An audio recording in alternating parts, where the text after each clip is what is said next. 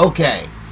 Hey, what's happening, everyone? I am your dragon god of gaming, Damian-D-Dragon, and welcome back to another episode of, you guessed it, the gaming news. Hope everyone's had a wonderful day. And this is where we go down to all the lists of all the gaming news, facts, rumors, trivias, and everything coming out of the gaming industry this week.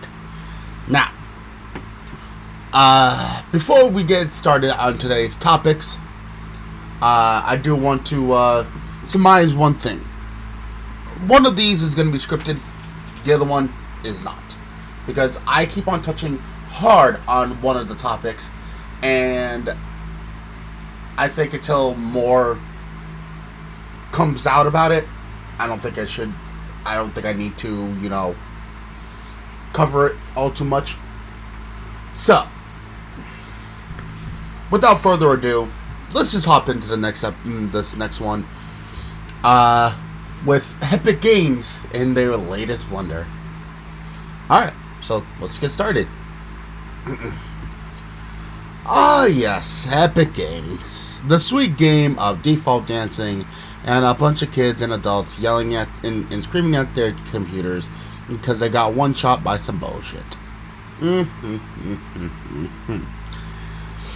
As of now, it seems like Epic has been hit with some massive shots, because the FTC, the Federal Trade Commission, has slapped the Fortnite developer with a $245 million fine due to the company letting children, and I quote, rack up unauthorized charges without any parental involvement.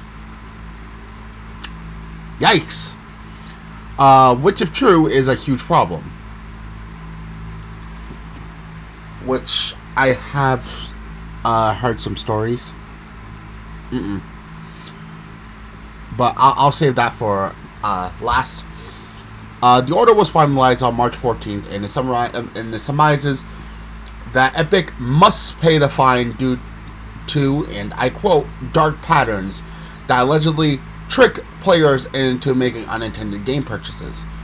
The argument that the FTC has is that Epic has used design tricks to get players of all ages and to make unintentional in-game purchases using real money, using inconsistent and confusing button configuration that leads to the unwanted purchases, which,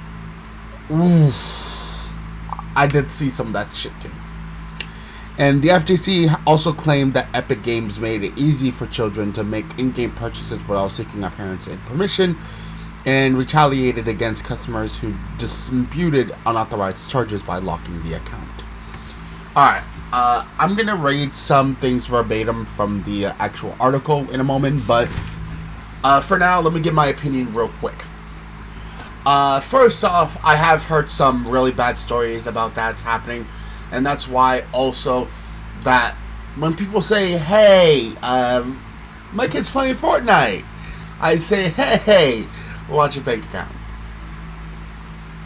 Because if you're not paying, you're not looking good compared to the Fortnite community. Now, I can't say verbatim what the in-game and in-store Fortnite shit looks like. Why? Because I don't play it. Because I'm just gonna say this outright, the Fortnite community has a very toxic community. They are very toxic, and they are very bad at keeping their toxicity to themselves. And even for new players, like, I tried to get into Fortnite at one time long ago. The game was toxic as all fuck. I got some, I didn't ever get a win, but what I can say is I got into at least the top 10, which is, pretty good for like a third attempt. But what I can personally say is this, that I did hear horror stories about You know, kids spending hundreds in hundreds and hundreds of dollars in like Fortnite skins, gun customizations and shit, using their parents' bank cards. And that's just sick, man. That's just sick. So, and yeah, I also have heard that Epic does have a gigantic issue with handing back refunds for unauthorized purchases because their kid knowingly or unknowingly used their card, and the adults trying to get their money back for the hundreds of dollars of purchases. And yeah, but allow me, on screen right now is a picture that I used a little bit earlier. At what point ever did the PlayStation ever use this button combination? Can we just talk about this? A circle means confirm. X means cancel. What? I think that's also what they mean by inconsistent. You know what I mean? So I think I can see the problem. Because normally when you hit the circle button, it means back. When you hit the X button, it normally means confirm. So some people will just unknowingly hit the circle button to leave out. And yeah. Anyway, let me read from the article verbatim here. And then we'll address the rest. It says, in addition to the $245 million fine, which in pounds is $201 million, so that no one can get confused. I'm just reading it in normal US dollar because that's where I'm at. But for those of you that are in the UK, $201 million, 201 million pounds. Sorry. It says the order will ban Epic from continuing to use these dark patterns and stop allowing players to make purchases without consent. Additionally, the Fortnite developer will no longer be able to lock players' accounts for disputing unauthorized charges with their credit card companies. Which I don't understand why they're doing that in the first place. You're already making yourself look guilty. The FTC voted 4-0 to approve the order and said the money will be used to refund customers. According to this page, anyone who bought unwanted in-game items had their accounts locked for disputing unauthorized charges, or had children use their credit card to make similarly unauthorized purchases can seek a refund. Currently, Epic Games fines from the FTC stand at $500 million, as the company has already agreed to pay £226 million, or $275 million, for violating the Children's Online Privacy Protection Act. Oh my god. Back in December, Epic Games issued a statement claiming it shares the underlying principles of fairness, transparency, and privacy that the FTC enforces, and the practices referenced in the FTC's complaints are now how Fortnite operates. Ooh, boy, you are in some trouble. What I could personally say is this, ladies and gentlemen. Fortnite has a problem. Epic has a problem with how they're handling it. Yes, I understand Fortnite is one of the biggest games of all time. And there's no disputing it. I'm going to give the game the credit it is due. It is definitely due. Even though I personally am not a fan of the game, it's not my cup of tea, but I can understand how big it is and how much, people love it. But when you start making these kinds of things and you're doing this kind of shit, you're the issue. And it needs to chill. Yes, as I said, yes, I've heard horror stories about, kids just randomly using their, mother or father's credit cards to, buy in-game fucking, customization options. It doesn't even help you play better. It's just customized options so you won't look like a noob compared to everyone else. Or you have to get the latest skins and shit like that. It's like, it's so fucking dumb. You're paying for customization, people. Get over it. I had nothing in the way of me buying any fucking thing off the the Fortnite store. Why? Because there was no need. I played for about a week. The game was toxic as all hell. Well, that was a very long time ago, so I don't know how everything changed or shaped up. But I have not visited the Epic Game Store for that. Well, the Epic Game Store is something completely different. The Fortnite Game Store in-game is something different. So, let me differentiate. But what I can say is this. There are multiple instances of kids using their parents' cards without their permission, and apparently they're also being tricked into buying different things when they wasn't trying to. That's a bad rap for you guys. Oh my god, Epic. Oh my god. And you're already in trouble for violating the Children's Online Privacy Protection Act. Oh my god. Ladies and gentlemen, read before you hit any buttons, especially anywhere near an in-game store. Just saying. I'm very careful around in-game purchases. If I'm gonna buy something, I'm gonna buy it from the PlayStation Store, the Epic Game Store, and only the Epic Game Store, or Steam,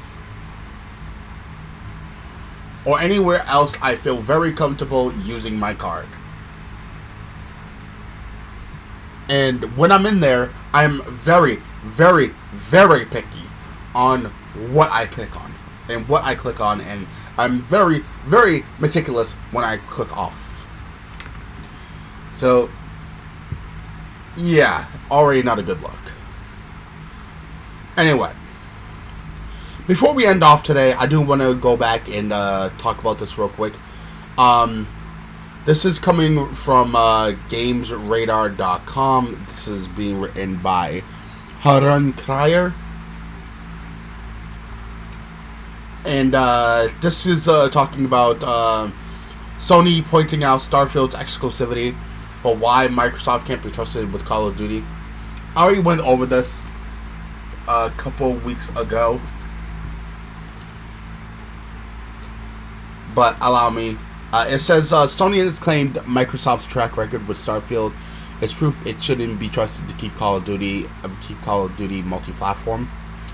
Microsoft has recently made sweeping commitments to put Call of Duty on more platforms should its acquisition of Activision Blizzard proceed, even signing a deal to put Call of Duty on Nintendo platforms for a decade. Which again, they shouldn't be doing if their acquisition isn't even finalized. It says the company also said Call of Duty would be on the next PlayStation console, even it offered PlayStation a decade-long deal to keep the shooter series on its consoles, which Sony declined. However, Sony is now looking to Microsoft's track record to discredit its new offers. In a recent statement to the UK government's Competition and Markets Authority agency, Sony pointed to Microsoft's past statement to the European Commission that it would not have the incentive to limit making Bethesda-made games available on multiple platforms.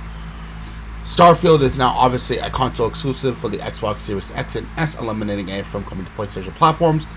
Sony believes Microsoft has reneged on this past statement to the European Commission of making Starfield a console exclusive for one platform, and therefore the company shouldn't be trusted to keep its agreement regarding Call of Duty and other Activision Blizzard franchises. Which again, solid point. It's worth pointing out that Starfield was never explicitly declared a PlayStation game. Very true. There were several years in between Starfield's announcement and its grand gameplay reveal last year, where news surrounding the game went quiet, and in that time Bethesda never confirmed which platforms the game would actually be coming to upon launch. Sony believes the implication for a multi-platform PlayStation launch for Starfield was there, though which is what their argument now hinges on. The UK CMA hasn't given a final verdict on the Microsoft's proposed Activision Blizzard acquisition yet, so it remains to be seen whether Sony's statement will have material impact on the agency's final verdict. So, one, it is correct that Starfield did not ever have a platform dedicated when it was first announced. Sony is kind of picking things out of thin air for that one. But what I can also say is that, yeah, Microsoft has a track record of making games console exclusive after promising it be on other platforms. It has had a history of that. I did outline it in a previous gaming news. But Microsoft is getting a little bit too big for their britches. And there's already red flags. If you're already promising these games when you're not even in possession of those games already, something tells me that you shouldn't have those games. Just saying. Like, ladies and gentlemen, if I was promising you $10,000, let's say I promised you $10,000. This is an example only. Example only, ladies and gentlemen. Example only. If I promised you $10,000, but of this fortune I was happening to get yet, and I say, oh, I'm going to be getting it within 3 years.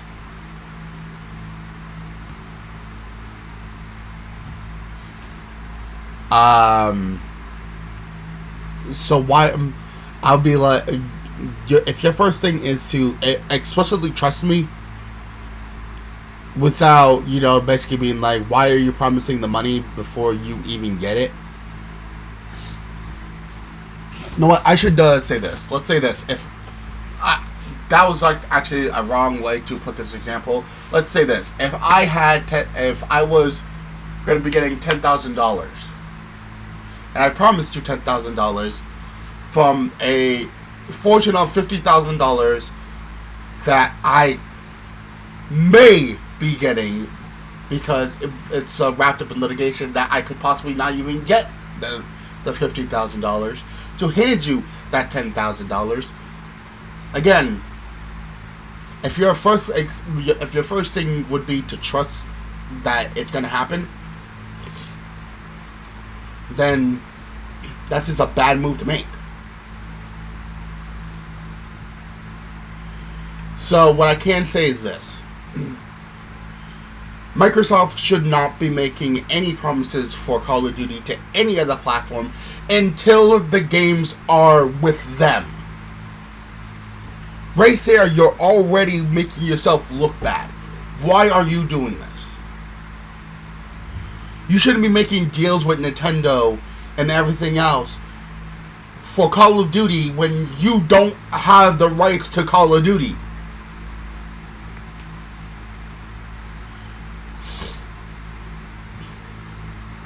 It's so dumb. It's so dumb. And I can understand that, you wanted to put up hype as fast as humanly possible for this game, for this acquisition. But you're already shooting yourself in the foot with a case that is open due to it. It's not looking good. And as I said, Sony is picking things out of thin air when it comes to, their argument. And yeah, it can hold a little bit of weight. But also Microsoft is also shooting themselves in the foot too. So it could go either way. Also, I did forget to mention this earlier before I end off here. From the last one we were talking about with Epic Games and the $245 million fine, I was reading off the article. I did not mention the article's writer by name. His name is Andy Brown. My apologies. I want to give credit where credit is due, and I always like to do my due diligence. So I'm sorry, Andy. I hope I did not offend you by not saying your name for the article you wrote. So my apologies. I give credit where credit is due, always. I like to do my due diligence. Anyway, with all that being said, ladies and gentlemen, thank you guys so much. Again, down in the description down below, there's always, both articles that I use for my information. So if you guys want to go check that out and backtrack through my, through my reporting, if you guys want to point out something, or if I was inconsistent on something, by all means, call me out, and I promise you I will do better next time. I always like to be held to the fire when it comes to my, my news writing. I don't want to be giving something that no one that is just out of thin air. If I was wrong on something, or something was dismissed, or something that was proven to be false, by all means, please let me know down in the comment section below, and I will look into it. And if I'm wrong, I will apologize discreetly, and I will make sure that you guys know that I've done my stuff a disservice. So you want to know something? I always like to be held to the fire. So do your own research, ladies and gentlemen. Do not take my word as gospel. I always say this. Please do not take my word as gospel. If I could be personally wrong on something, or I can be personally right on something, I'm not sure. Most of the time, I read what's given to me and I give my opinion, and that's basically what it is. I report on the news, and then I give my opinion on said news. If there is something else deconfirming what's being said, I would love to know about it, so I can give the proper, outlook. So again, if you guys want to, please prove me wrong, and I would be happy to put that statement, and I will also give a shout out to the person who did. So, thank you. Anyway, with that being said, ladies and gentlemen, thank you guys so much for watching. Thank you guys so much for listening. I appreciate it, and I hope everyone enjoyed. Also, down in the description down below is all of our lovely and beautiful content creators. Go check them all out. They're a lovely bunch of coconuts, and I can guarantee you that if you guys like my stuff, you guys are going to like theirs. So go check them out. Also, while you're down there, go hit that subscribe button and join in on all the fun. The fun never needs to end with the Drag God of Gaming. Come in, join in, and see what we got. But with all that being said, ladies and gentlemen, thank you guys, and hope to see you guys in the next one. But until then, peace. Thank you guys so much for watching. We'll see you guys in the next one. Peace.